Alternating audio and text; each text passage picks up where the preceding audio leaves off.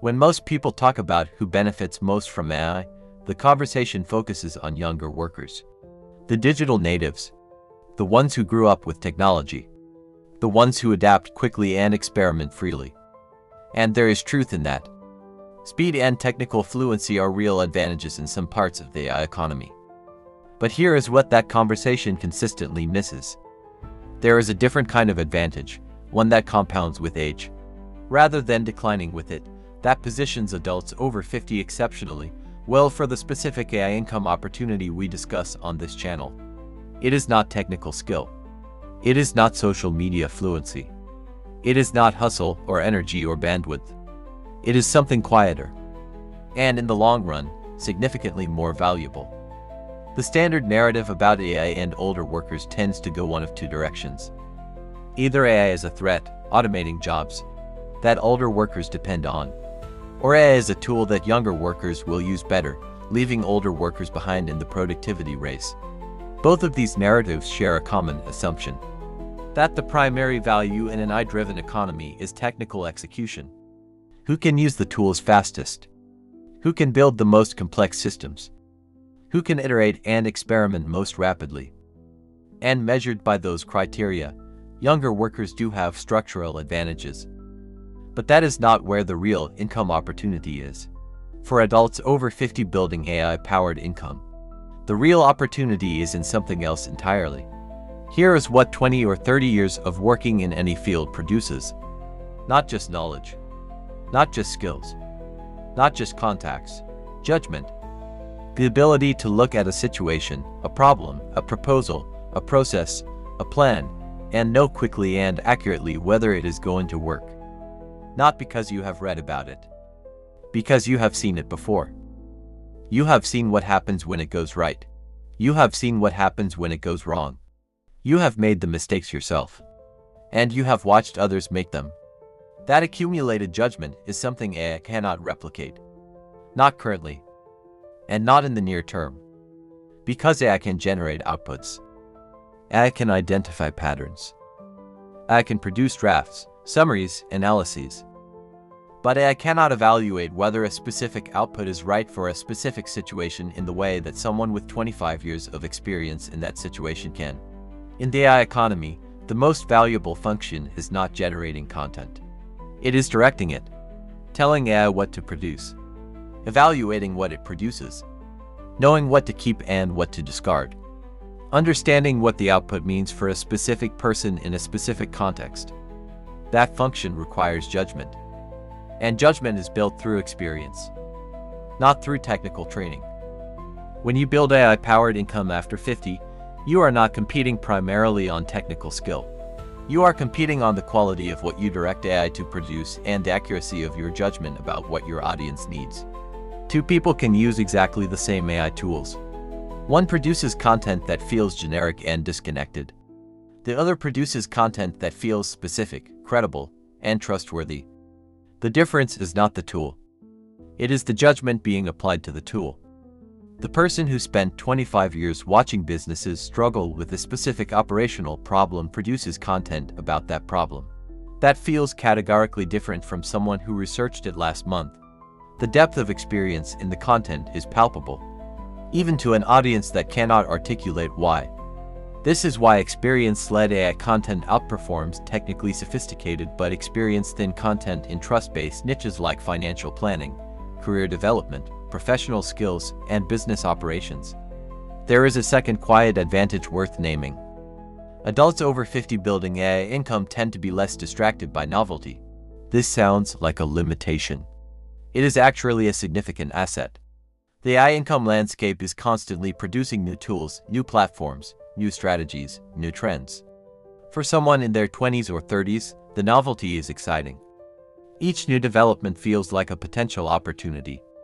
So they explore, they experiment, they switch, and they reset. For someone over 50 with a clear financial goal, a retirement gap to close, a timeline to meet, novelty is less compelling. The question is not what is new. The question is what works. That filter, experience-based skepticism toward novelty, produces a focused consistency that younger creators often cannot sustain. And as we have covered elsewhere on this channel, consistency is the variable that determines whether an AI income system compounds or stalls.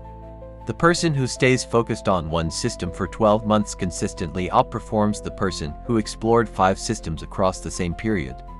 That focused consistency is structurally easier to maintain when you have clear goals and earn skepticism about shortcuts.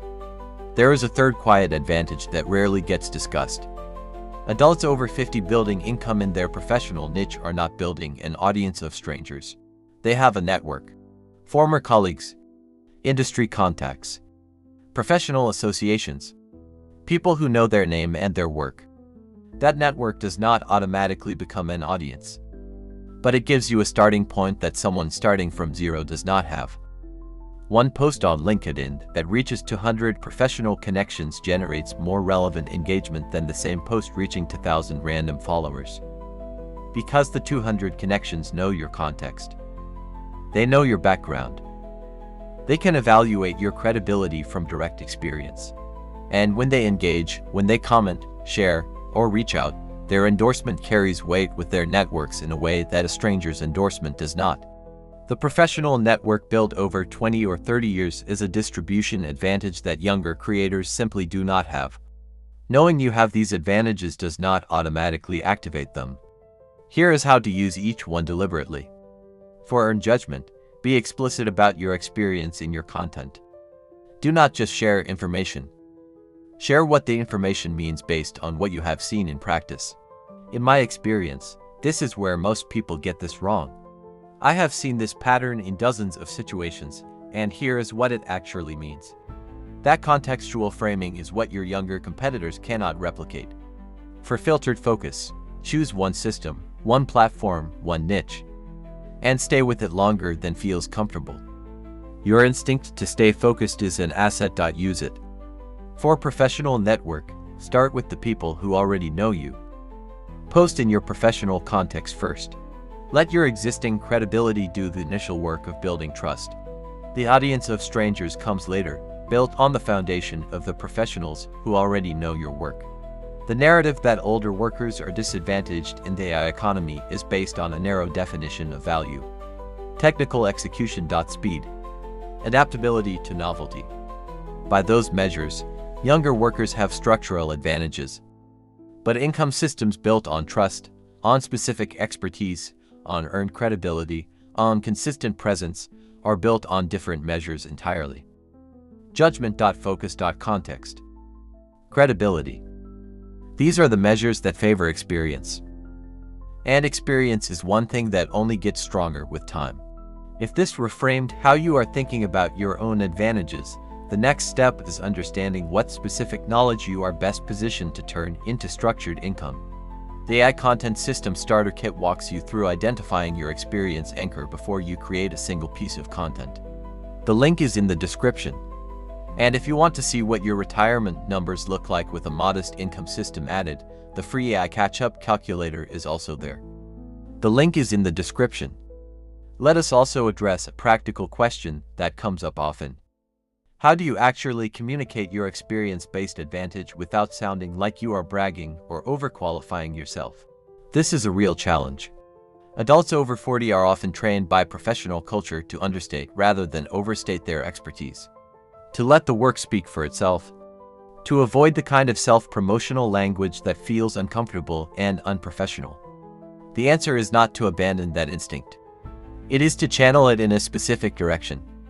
Rather than making claims about yourself, make observations from your experience. Rather than saying I am an expert in X with 25 years of experience, say something like, in 25 years of watching this particular problem play out, here is the thing that almost everyone gets wrong. The second version demonstrates the expertise rather than claiming it. And it does so in a way that is immediately useful to the viewer rather than immediately self-promotional. When you say I have seen this happen in dozens of organizations, the viewer does not think you are bragging. They think you are giving them information that only someone with real exposure to the problem could have. The experience is implicit in the specificity of the observation. You do not have to announce it. You just have to make the observation specific enough that only an experienced person could have made it.